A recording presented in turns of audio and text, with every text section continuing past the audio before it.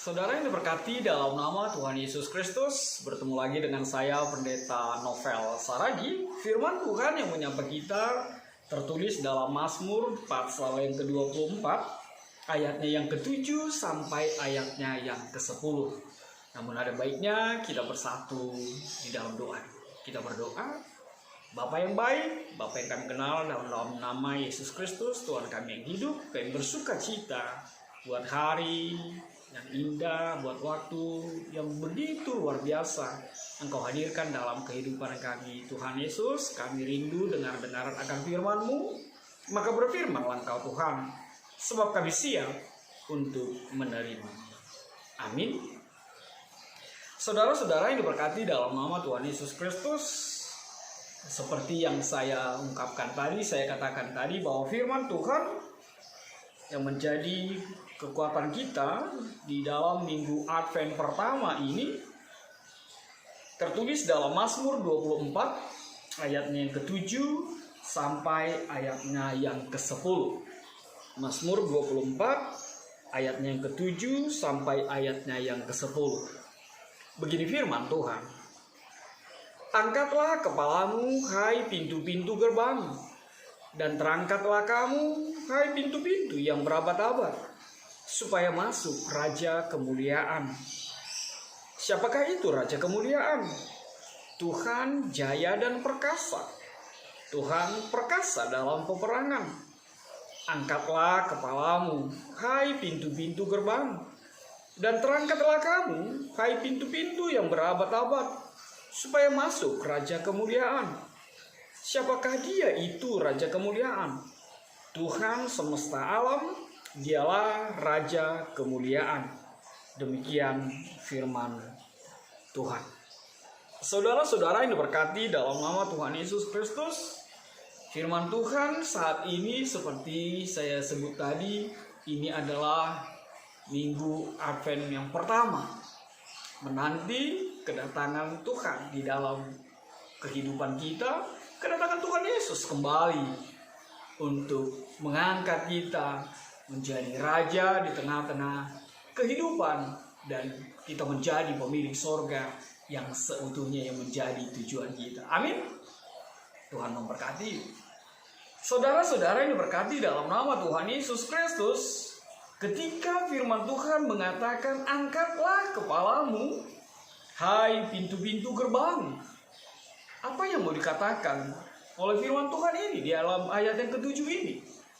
Tidak lain adalah masa penantian memang mungkin membuat kita tertunduk, membuat kita menjadi lesu, membuat kita menjadi secara manusiawi menjadi lelah. Sebab memang menanti tidak gampang.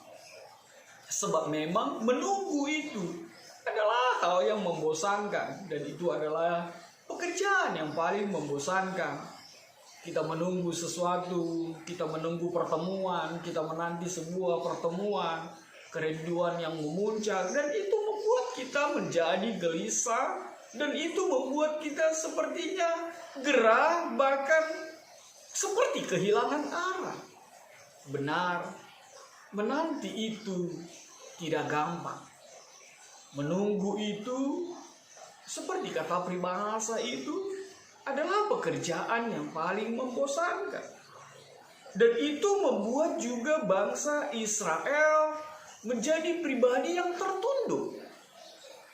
Tunduk itu seperti tanpa pengharapan. Tunduk itu menjadi seperti pribadi yang tidak bisa menatap masa depannya, tidak bisa mendapatkan sebuah kekuatan menjalani hari-hari kehidupannya. Tertunduk itu menggambarkan seseorang yang tidak percaya diri. Tertunduk itu, tunduk itu adalah gambaran pribadi yang kalah. Maka firman Tuhan, pemazmur Daud mengajar kita untuk mengatakan, angkatlah kepalamu, tegaklah, tataplah masa depanmu, angkatlah pintu-pintu gerbang, bukalah lebar-lebar. Karena apa? Tuhanmu, Rajamu akan masuk, akan datang, akan hadir di tengah-tengah kehidupanmu, akan menjadi Raja yang sesungguhnya, yang tidak akan membuatmu terpuruk, tertunduk, bahkan terhempas menjalani hari-hari kehidupanmu. Sebab Rajamu telah datang, sebab Rajamu hadir di tengah-tengah kehidupan iman, percayamu. Saya jadi ingat ada lagu itu. Lagu apa itu ya? Memang ya orang bilang sih lagu rohana, bukan lagu rohani. Di dalam hatiku ada sebuah kamar yang ku kosongkan selalu, karena dia akan tiba. Hatinya dikosongkan. Tapi ini bukan bicara satu kamar, tapi ingin membicarakan, ingin mengharapkan ada hati yang terbuka lebar hanya untuk Yesus. Hanya untuk Tuhan Yesus berada di dalam kehidupanmu. Membukanya lebar-lebar dan membiarkan Tuhan Yesus mengisi setiap relung-relung hatimu.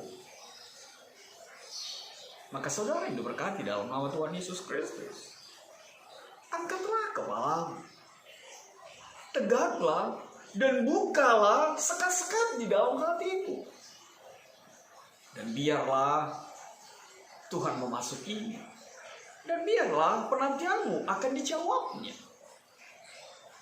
Ini memang gambaran ketika tabut perjanjian memasuki rumah ibadah di Yerusalem. Sebab tidak dimungkinkan kalau kita melihat gambaran gereja kita selalu ada pintu utama dan selalu pintu kecil. Dan sebab tidak dimungkinkan pintu kecil itu tempat arak-arakan membawa tabut perjanjian itu. Tapi yang mau dimaksud adalah dengan pintu utama membukanya lebar dan membiarkan Tuhan masuk dan membiarkan Roh Allah bekerja di dalam setiap kita, di dalam setiap orang percaya, dan menjawab setiap penantian. Saudara kekasih hati Tuhan Yesus Kristus, firman Tuhan mengatakan supaya masuk Raja Kemuliaan. Dan ini luar biasa sekali. Sampai 5 kali kalimat kata Raja Kemuliaan itu muncul. Ayat 7 Raja Kemuliaan, ayat 8 Raja Kemuliaan, ayat yang ke-9 Raja Kemuliaan, ayat yang ke-10 Raja Kemuliaan. Raja Kemuliaan 2 kali di dalam ayat yang ke-10. Apa yang maksud di sana? Firman Tuhan mengatakan supaya masuk Raja Kemuliaan itu.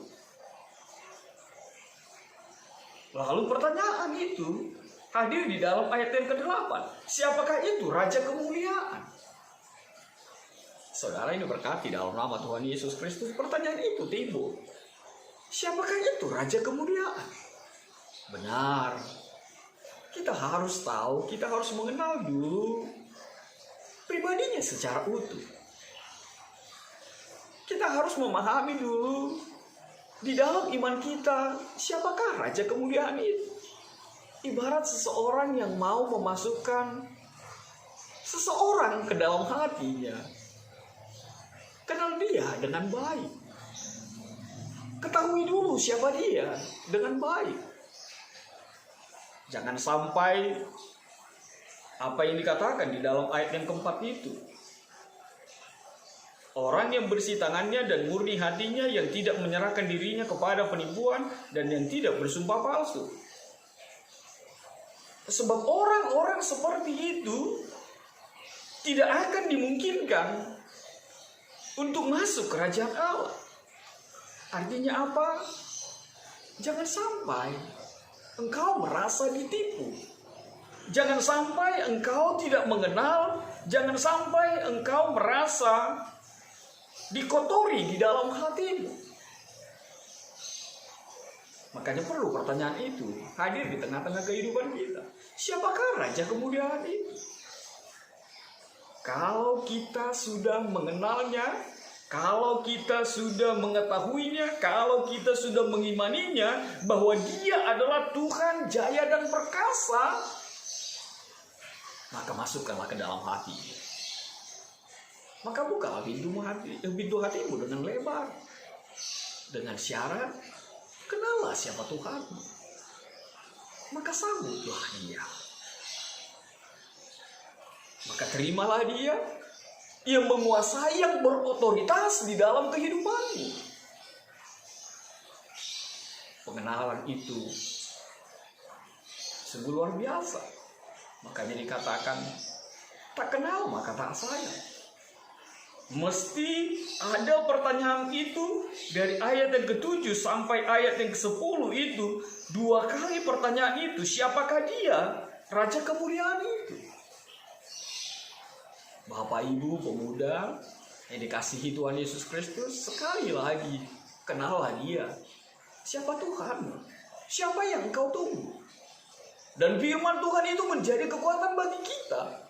Ketika kita mengenal Tuhan yang tidak pernah ingkar janji, yang tidak pernah bahkan mengingkari, memungkiri, dan janjinya selalu Dia tepati, maka penantian itu tidak akan membuatmu lemah. Maka penantian itu tidak akan membuatmu tertunduk. Engkau akan mampu mengangkat kepalamu, berdiri tegak, dan mampu berkata, aku menantikan Engkau Tuhan, kapanpun Engkau datang, kapanpun Engkau hadir kembali.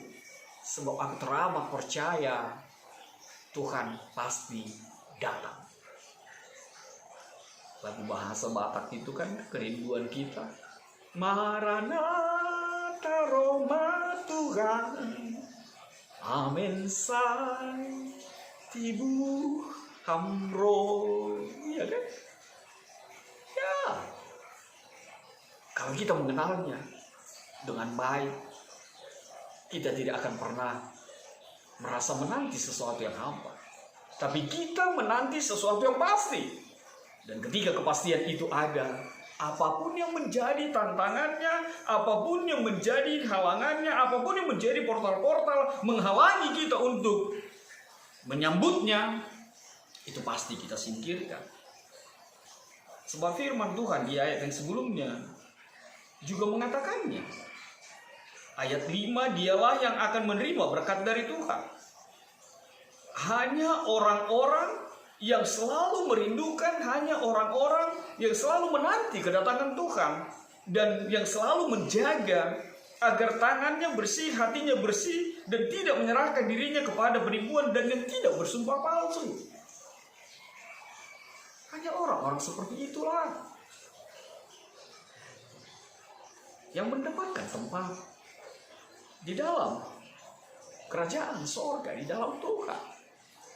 Kayaknya luar biasa sekali ketika ungkapan iman orang percaya yang mengatakan di dalam penantian itu, lebih baik satu hari di pelataran Tuhan, di dalam bait Tuhan, daripada 1000 hari di tempat lain. Dan itu menjadi sebuah ungkapan penantian di dalam kehidupan kita. Lalu apa yang berikut? Hal yang berikut yang mau dinyatakan oleh kebenaran firman Tuhan ini adalah sama seperti pesan khotbah kemarin di ibadah keluarga. Pintu-pintu gerbang itu tidak bisa terbuka otomatis. Pintu-pintu itu tidak bisa terangkat sendiri. Harus ada seseorang, harus ada kekuatan, harus ada reaksi untuk membukanya. Lihatlah apa kata Tuhan Yesus. Aku berdiri di depan pintu, aku mengetuknya. Biarkanlah Tuhan masuk. Caranya seperti apa? Bukalah pintu itu. Maka jangan penuhi hatimu dengan dendam. Maka jangan kotori pikiranmu dengan menyimpan kesalahan orang lain, dengan mengingat kesalahan orang lain dalam kehidupanmu. Jangan biarkan penantianmu justru penantian yang semu. Di satu sisi engkau menanti, tapi di sisi lain engkau justru menyimpan kesalahan, engkau justru mendendam, engkau justru mengotori tanganmu, engkau justru melukai Tuhanmu. Tapi firman Tuhan sekali lagi, kalau Tuhan mengetuk pintu, bukalah, biarkanlah Tuhan masuk. Dan katakanlah, ini Tuhan hatiku, ini Tuhan hidupku. Masuklah, hadirlah, aku sudah siap Tuhan. Sama seperti janjimu, sorga itu akan menjadi tempatku. Tuhan memberkatimu. Amin. Kita bersatu dalam doa. Bapa di dalam surga, terima kasih Tuhan buat firman-Mu. Biarlah penantian kami menjadi penantian yang pasti. Engkau Tuhan akan datang kembali. Engkau Raja kemuliaan itu, Raja perkasa, yang akan menjadi Raja yang sesungguhnya, dengan kerajaan yang sesungguhnya. Itulah sorga yang Tuhan janjikan di dalam kehidupan kami. Tuhan Yesus, benar menanti itu tidak gampang. Mungkin menanti itu ketika kami mengandalkan logika kami, akal pikiran kami menjadi lemah, kami menjadi lesu, kami menjadi letih. Tapi iman-Mu memampukan kami untuk mengangkat kepala kami, menatap sebuah masa depan yang pasti, sebuah penantian yang indah dan nyata. Engkau akan wujudkan di tengah-tengah kehidupan kami, dan kami berdiri tegak, mampu menatap ke depan, bahwa janji Tuhan ya dan amin. Dalam kasih-Mu Tuhan Yesus, kami berdoa dan mengucap syukur.